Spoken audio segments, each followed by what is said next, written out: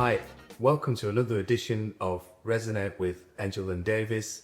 I'm Owen Edgehill. And I'm David Davis. And we're filming this episode from the wonderful setting of Autism Unlimited. And our special guest today is Dr. Gill Barret. Welcome, Jill. Welcome, Jill. Thank you. Cool. All right. Yeah, I read somewhere the other day that instead of saying, yeah, I'm good, just say my inbox is full, but I'm 9 out of 10. That's new. All right, Jill. Let's get started, as they say. Just tell us a bit about yourself and what you kind of up to at this moment in time. Okay, well, my role here at Autism Unlimited is that I'm the education development lead, which means I have a sort of directorship over the sort of education of the various projects that the company has, and that is the school, Portfield School, the Futures Project, and also the new developments that we're doing both locally, and there's another colleague that works with us that does some of those beyond the local environment. So yeah, a wonderful job, and I work here part-time, so semi-retired, but whipped up and have got involved with this wonderful organisation. Previously I was a head teacher of the special school. Okay. Yeah. Is that local? And no, in Hampshire, so yeah, not too far away, yeah. Sweet. Okay, so how are we going to pitch this, Jill? We'll just ask you a few questions with regards to autism and pick your brains, your preliminary brains on it. So we'll just do it alternate. Yeah. So just take your time down as you were. Yeah, no problem, thanks. Yeah, let's kick off. I suppose mixing with the first question would be there's going to be a variety of different types of autism and different levels of autism. But if you could just explain to us, as if we did, you come from Mars, what autism is, and then go through the different aspects of autism. Okay, well, so autism, I mean, it's first came about by two scientists working in two different parts of the world, but basically just before the Second World War, they noticed this a group of people. But what they've talked about is very much a spectrum. And so it's very hard to generalize people completely, but there is these traits that you see, but it is on a spectrum. And it does mean that people can have fairly spiky profiles. They might be good at this, or they find this difficult. So it's a collection. And the really important thing is every individual you meet who has or is on the autistic spectrum is quite unique and is very different. So, but there are certain things that we can look at. When the work, or Connors and Asperger were doing their work, they looked at two different groups really by chance. And Asperger very much was looking at those that were much more high functioning, so often were quite verbal and, had all of the skills that often now, if you've seen the programs like Rain Man, you see those people, drop a packet of matches, etc. You can count how many people there is. So you've got those that are on that side of things. That would be a real generalization, because not every autistic person is a savant and has those, but there is those more high functioning as could be. And then there are those where it's much more complex, and we would generally call it complex autism. And those were previously termed low functioning. That's not really a very PC way of talking, and that's why we use the word complex. But you find that they may be non-verbal, so that their communication problems, that there is that they don't verbalize quite as much. But also it could be that they're linked in with other learning disabilities. So they are very much more complex youngsters. But that's that's the two ends, I suppose, that you've got. But within that, you often have these issues of communication, be it that some will their communication will run away, those and really extensive verbal communication, or you may have those that don't speak in a verbal way. They'll be able to communicate in other ways, hopefully, or learn to. And those would be, the awkwardness often that people might say about social communication and social interaction. Those would be sort of some of the main sort of ones where you'd go, yeah, this sort of person is sitting on this spectrum. But I think the key thing for me is everybody's an individual, and it's very hard to completely pigeonhole people.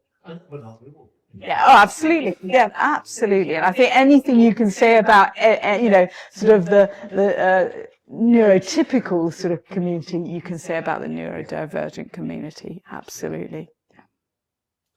Jill, what are some of the common challenges autistic people face, would you say?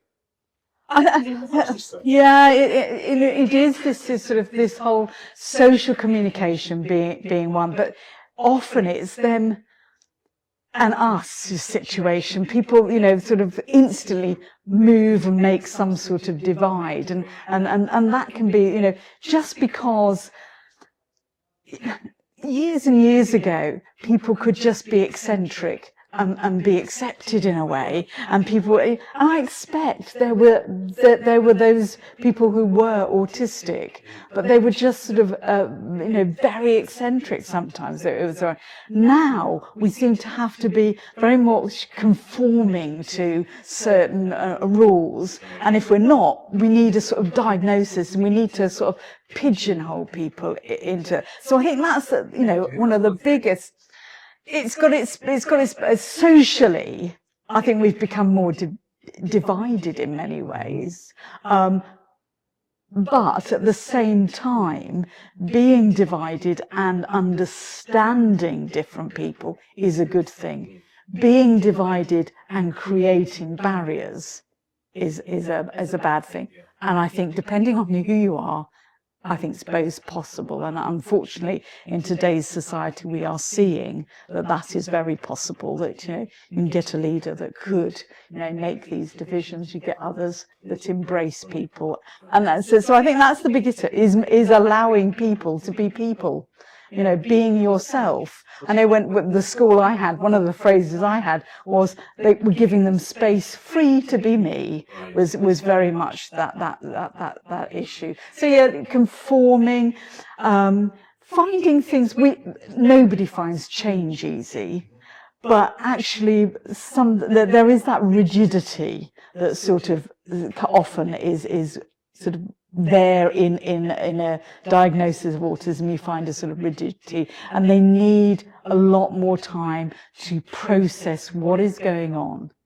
But if I look at other people who haven't, often, we generally find change difficult, but for them it is a much more debilitating situation, I think, rather than just, many of us find it a bit difficult, I've got to sit in a different chair or something, but for them, absolutely debilitating to that stage. So it's like taking bits and pieces that we all may find difficult, but to the extreme. And this is why sometimes people will say, oh, but we're all on the spectrum somewhere. Well, we're not.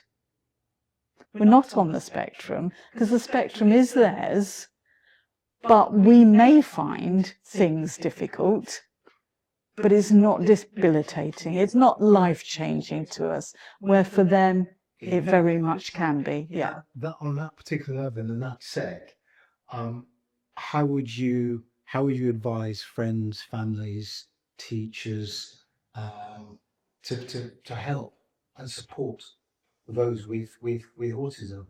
I mean, first and foremost, if they can communicate, or however way they communicate, is listening to them.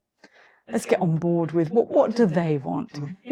Just in exactly the same way, just listen to people. And that may be, spending time to understand, their routines, to understand, what helps them, what doesn't, having various aids to communication.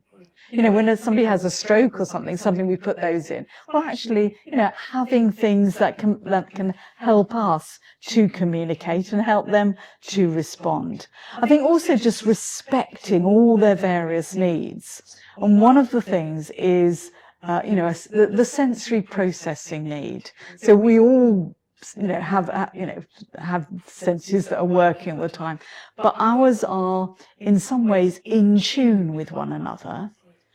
For a person with autism, theirs will be heightened to a sense where they're either always on high alert or they're depressed into a way that, they can touch things and not feel heat or not feel pain. And they may be struggling terribly with a bad stomach, but because they haven't got that susceptibility to pain, they're going through an awful situation with it. So it is about understanding all of that, and understanding it's not that they just don't like the label in the back of their clothes. Actually, that is like wearing, a cactus in the back of your clothes. It's to that sort of extent that everything is very heightened.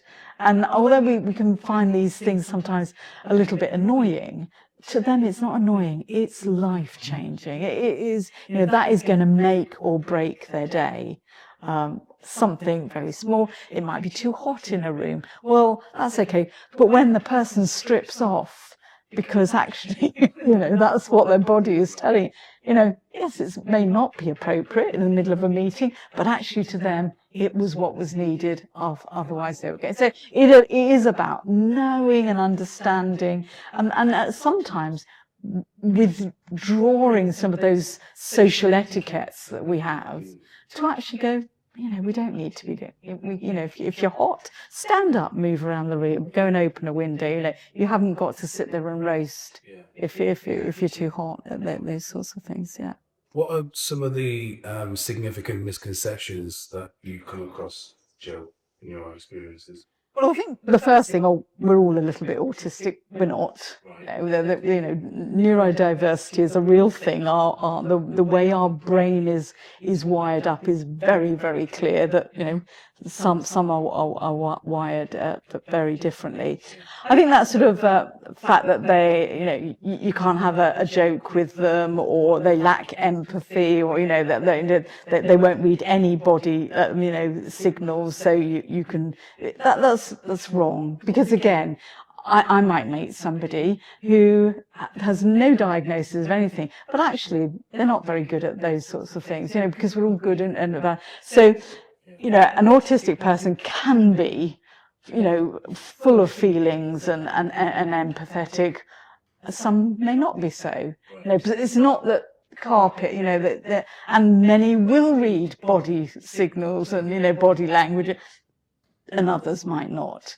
Often, though, that those might be the things, but you can't say everybody. So I think this is where we've, and I think for many parents especially, that sort of element that you get a diagnosis that your child at the age of 2 is autistic, and you're suddenly thinking, but aren't they piano players, or sort of, because of that sort of savant, everybody's got an amazing sort of, they're going to have this.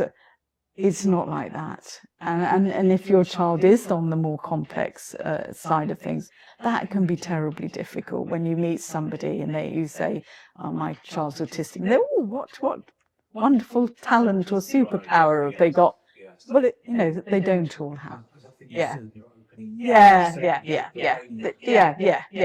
And then that's often that sort of, what must they be like? And I think it's nice that, autistic people have been portrayed like anything, but unfortunately there were some key ones that were done, and those messages have stayed, and now there are, there's been the 80, and there's been lots of different programs, but they haven't stuck quite as much as Rain Man has. So yes, so you're assuming you're going to have somebody that, you drop something on the table and instantly they can count it and work out massive, mathematical problems and all of those sorts of things. And they won't. So I think those things. And I think the other thing is that sometimes people feel that you can be cured of it, or it's a childhood condition and they'll grow out of it. And there is, however many people will try to say, it was created by this. It's not. It's very much a genetic and the way that your brain has been set up. Our brains are all set up differently, but this particular sort of setup is from birth and is a life condition. I was going to say, get the range. Yeah, it's a life condition, and unfortunately, there have over the sort of history of neurodiversity, there has been, quick cures here, there, and everywhere. There isn't, and I still hear, parents say, and when will they be cured? Well, no, they won't. Let's love them for the person they are, just in exactly the same way we do with any other child. Yeah. Just the word that you emphasised there too. Yeah.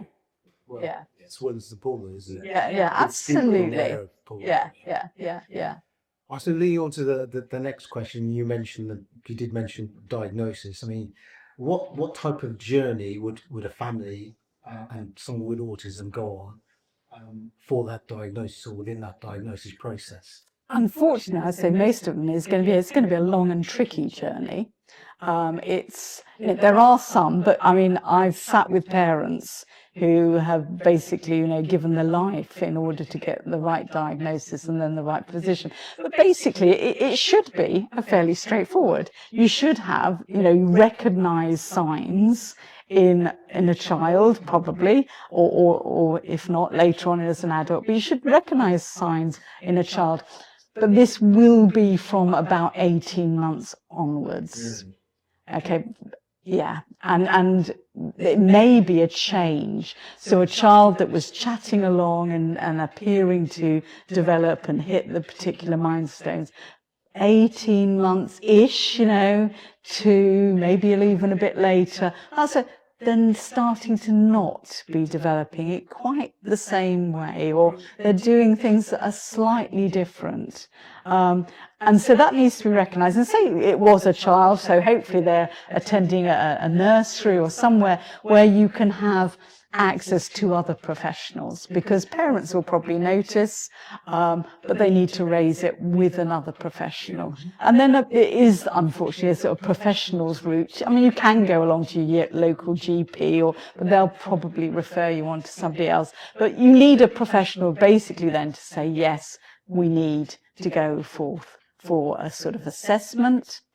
But would you start with a GP, or would you be here to find the professional? Because it could be a health visitor, or one of those sort of. It could be that you literally your nursery school with the teachers there, sort of flagging up. It needs to be not just mum normally. That mum needs to have somebody else that goes, yes, I've seen it as well. Yeah, we know. And again, it's not I've noticed it once. It needs to be I've noticed it lots and lots and lots and lots and lots of times. And to the stage where it's not just terrible twos, it's, as I've said again, disabling. It's really, causing a major problem to that child's life. It's, well, it may not be that child's life, but to others around it, they are finding life more difficult. And at that point, you then can go for the assessment. And the assessment could be, that they will actually do some observations. There'll definitely be conversations with parents, and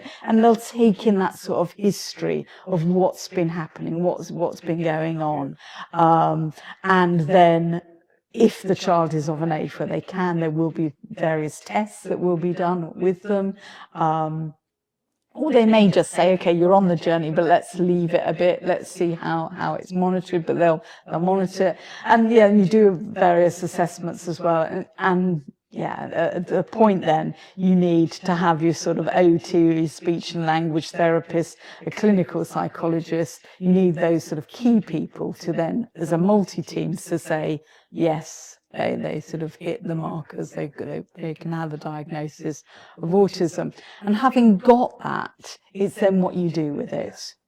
And unfortunately, the way that resources are allocated, you need those diagnoses in order to get there. But it is important then, if you've got that, once you've got the diagnosis, it doesn't cure all. It's more about getting the access to those right resources. So yeah, it is the beginning of the journey, yes. And then, it is about learning those skills. I mean, if your child goes into a sort of special school, learning those skills that are going to cope and help them adjust to and learn their own ways of sort of dealing with the everyday life.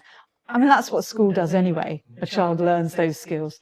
But this means that I'll be able to learn those skills with all those additional things. What have I got to do to help myself sensory processing? What have I got to do to make sure I can communicate well? You know, how can I adjust my day so my routines aren't so rigid that I can't conform? And if the wrong colour bus comes along, I can learn to get onto it. And that to us seems daft. But if you've always gone on the same colour bus and the number 14 is always a green bus and along comes a red one, I can't get on it. It's the wrong bus, and they will wait until the green one comes along, and I know when I'm leaping off on trains, sometimes I sit on and I then ask the person around, even though I've seen it on the board, we are on the train too, because it's a new, it might be going to a new way. You just want that reassurance, don't you?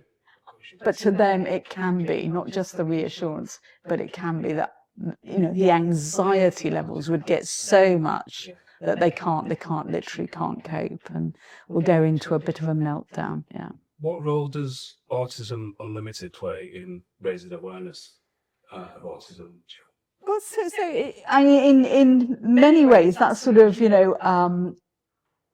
being able to give information. I mean, we've also got, or starting again, a sort of a route for assessment and leading to diagnosis. But also the work with companies where they can actually talk with companies and workplaces on just how do you make those adjustments? How do you make it able to actually, embrace people with autism tremendously? I mean, the world would not be the place it is today without the autistic community.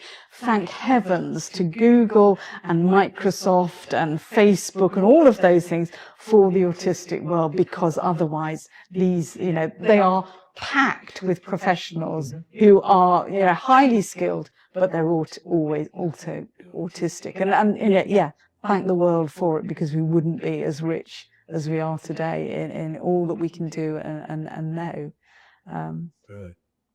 If I can kind of lead you to schools, I suppose, workplaces, which you just touched on, and of course communities. How can we become more, I suppose, acceptance of that within those areas, schools, in the community, and workplaces? How can we? I mean, I suppose, firstly, just recognising, firstly, in each individual, their strengths and how you can support them. That's the first thing. But also being aware, I think we can learn a tremendous amount from the sort of neurodiverse community, because, we all need to think about our sensory processing. We all need to think about, actually having some downtime, having some time when I can just sort of step out, and then come back in. So that, all the things we teach youngsters to actually be able to do, we should be thinking about ourselves. But, wonderful situation. I think it's Microsoft have got this enormous sort of office, and there's lots of hot desking going on and all of that, which to an autistic person is like difficult. They come in, where am I going to sit next to you? What's the noise level like? What's the lighting like? All of that.